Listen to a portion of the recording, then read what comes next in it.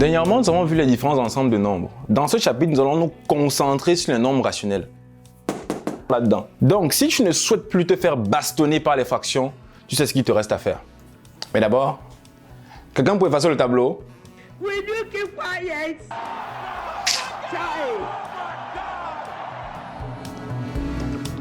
Partie 1, addition et soustraction de fractions. Deux cas de figure. Premier cas de figure, dénominateur commun. Deuxième cas de figure, dénominateur non commun. Dans le premier cas de figure, qu'est-ce qu'on fait?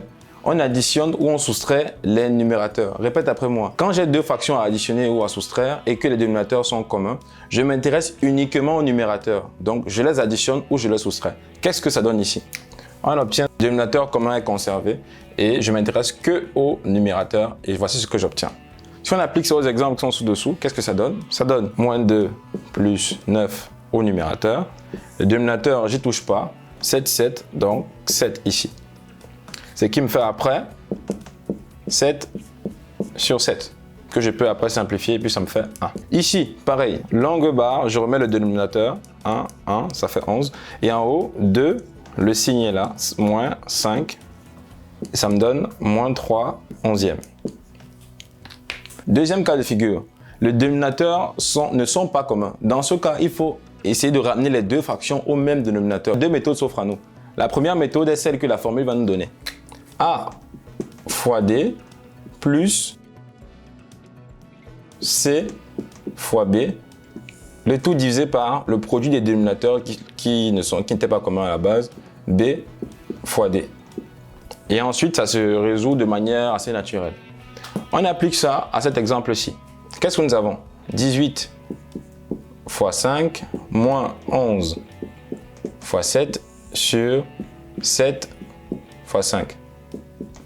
Ici, ça nous donne 90 moins 77 divisé par 35, ce qui nous fait 13 sur 35. Ici, même chose, moins 5, parce que le moins qui est devant la barre de fraction peut être ramené soit en dessous, soit au-dessus. Mais nous choisissons toujours, parce que ça nous arrange, de le mettre au-dessus. Moins 5 ici, fois 12, plus 3 fois 7 du coup, puisqu'on a déjà fait passer le moins en haut, il ne peut plus se retrouver en bas. Donc plus 3 fois 7, divisé par le produit ici, 3 fois 12. Ce qui nous donne ici, moins 5 fois 12, ça fait moins 60, plus 21, divisé par 36. Ce qui nous donne moins 39 sur 36. Et on peut simplifier davantage la fraction, ce qui fait moins 13 sur 12. Pour la méthode 2, n'oublions pas que l'objectif, lorsque les dénominateurs sont différents, est de les ramener sous la forme de les ramener au même dénominateur. Du coup, nous allons nous intéresser au plus petit commun multiple, quand cela est possible, des deux dénominateurs qui sont différents. Là, je me rends compte que 12 est un multiple de 12. 12 fois 1 égale 12. Mais 12 est aussi un multiple de 3. 3 fois 4, 12. Donc, je vais multiplier toute cette fraction-ci, donc le numérateur et le dénominateur, par 4, de manière à ce que j'obtiens 12 au dénominateur. Et ensuite, j'aurai les dénominateurs communs. Et je retombe dans la méthode, dans le premier cas qui est le plus simple. Voyons. Ça fait moins 5 fois 4 sur 3 fois 4 plus 7 sur 12. J'y touche pas. Ce qui me donne, après, ici, moins 20 sur 12, plus 7 sur 12. Donc, enfin, j'ai moins 13 sur 12.